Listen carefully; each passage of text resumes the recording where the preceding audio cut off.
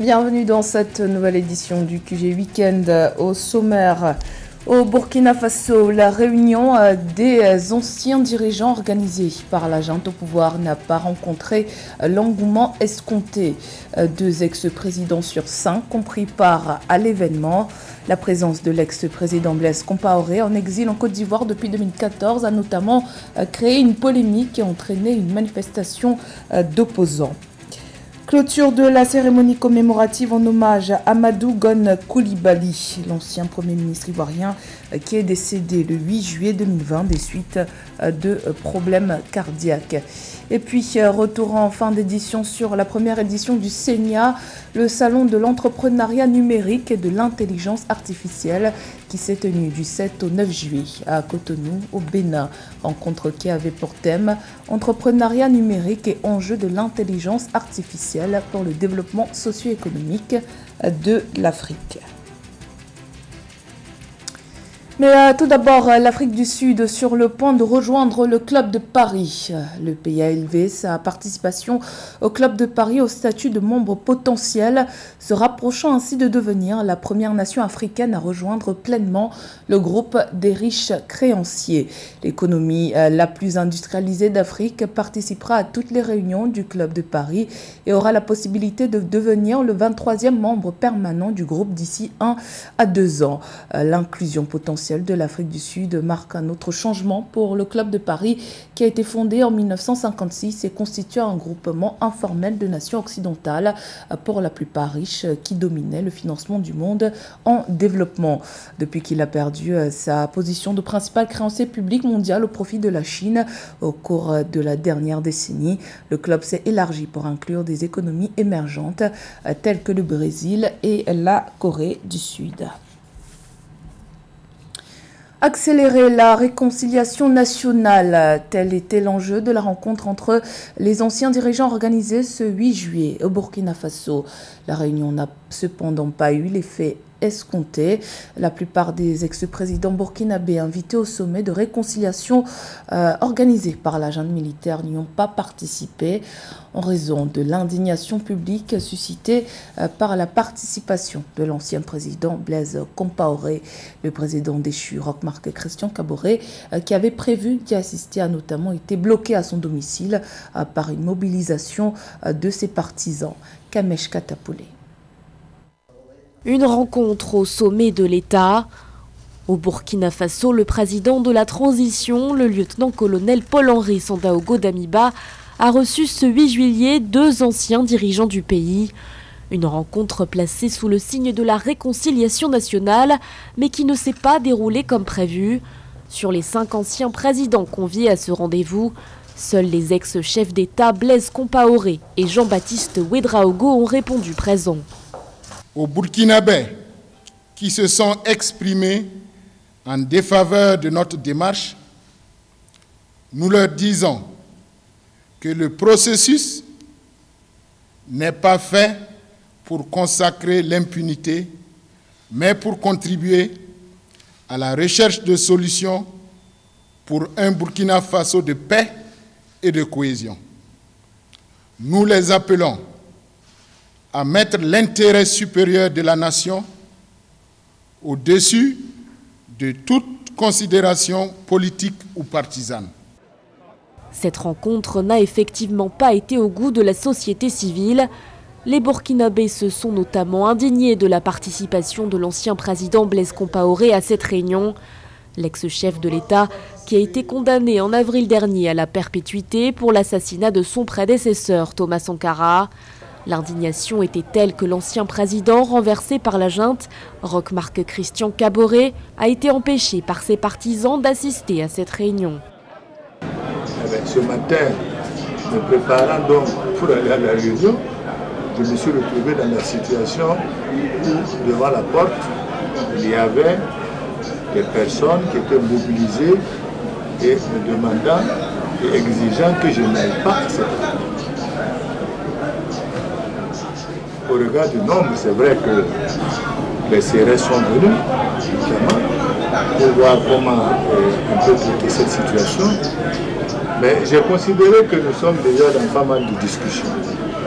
et qu'utiliser la force en la matière ne me permettait pas de pouvoir participer à l'intérieur.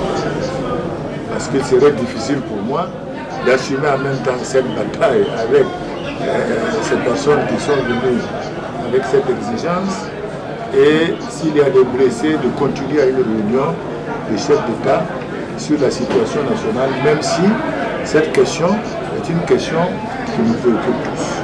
Les anciens présidents Yacouba Isaac Zida et Michel Kafando figuraient eux aussi sur la liste des absents.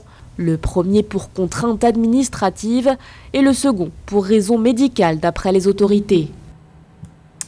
Toujours dans l'actualité, suite à la tragédie de Melilla, l'Union européenne et le Maroc ont lancé vendredi 8 juillet un partenariat rénové pour lutter contre les réseaux de traite des êtres humains. C'est à Rabat au Maroc que le texte a été signé.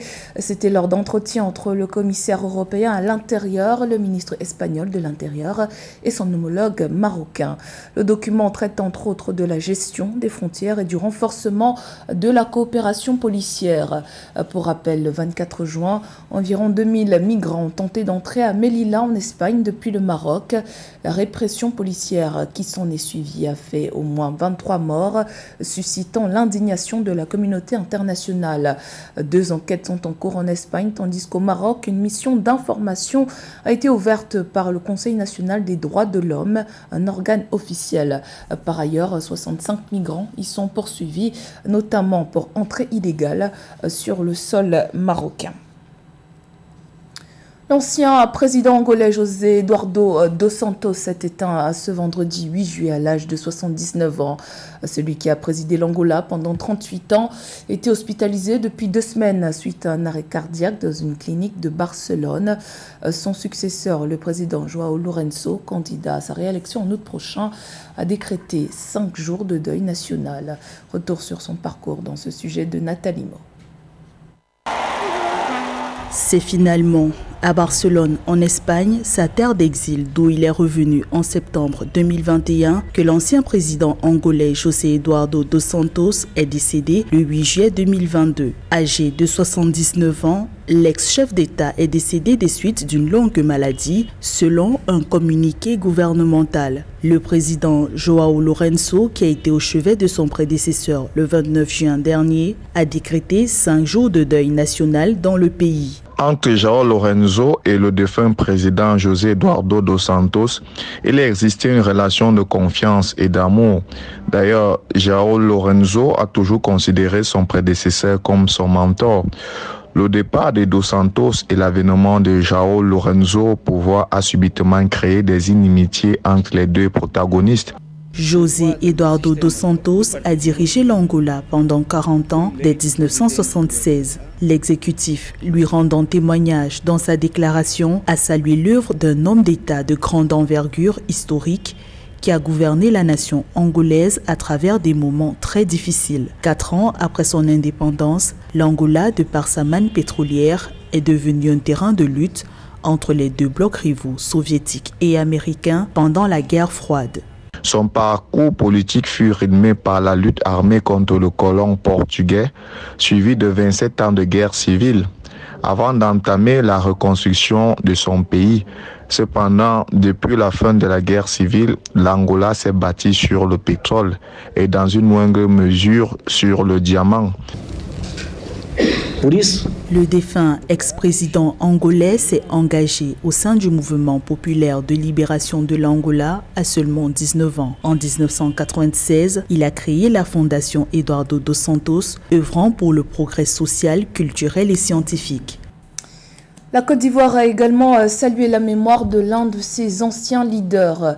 La cérémonie commémorative marquant les 2 ans de la disparition de l'ancien Premier ministre Amadou Gon Coulibaly s'est achevée le 8 juillet dernier.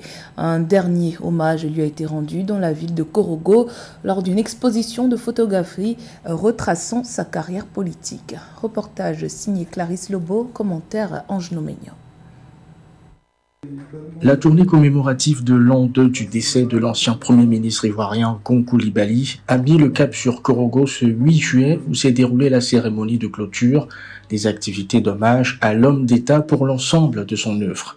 Elle a été marquée par une exposition photo retraçant sa vie et sa carrière, la dédicace du livre autobiographique « Le cœur et l'esprit du défunt », les témoignages pendant lesquels tous ont reconnu sa grandeur d'âme, d'esprit, son humanisme, sa fidélité, sa loyauté et surtout son acharnement au travail bien fait. Je voudrais donc pour ma part adresser tout juste des mots de remerciement. Des mots de remerciement à chacune et chacun de vous. Des mots de gratitude. Des mots de gratitude à l'endroit du président de la République, à l'endroit du Premier ministre chef du gouvernement et à l'endroit de tous nos collègues ministres. Amadou Gon Coulibaly fut un leader incontesté de cette ville qu'il avait tant aimée. Député maire pendant une vingtaine d'années par lui, la ville a amorcé une marche vers le déploiement. Centre de santé, école, route, Korogo, la 4e ville de Côte d'Ivoire, s'est transformée sous son air. D'un camp politique à l'autre, tout le monde est unanime qu'Amadou Gon Coulibaly, surnommé le lion de Korogo, a fait énormément pour cette cité de plus de 250 000 habitants. C'est-à-dire que ce que nous faisons par devoir. Juste rappeler que l'Institut a 2 objectifs. Le premier objectif, c'est vraiment d'essayer de pérenniser les valeurs incarnées par Amadou Gon Coulibaly. Tout le monde l'a dit, loyauté, générosité, sans s'élever de l'État.